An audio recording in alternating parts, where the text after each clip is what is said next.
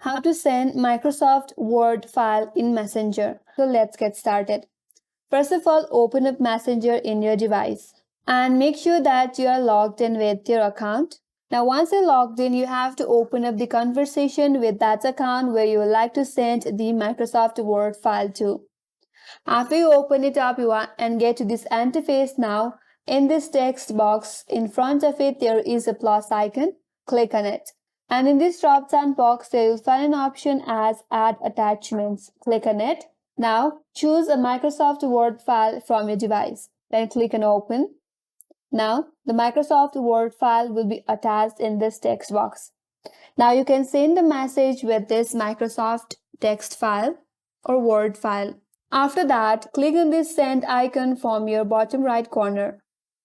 And with that, this Microsoft file is now sent to this account. So that's how you can send Microsoft file in your Messenger, and that's all for today's video. If this video helped you, make sure to subscribe and like to our channel, and thanks for watching. I will see you in next video.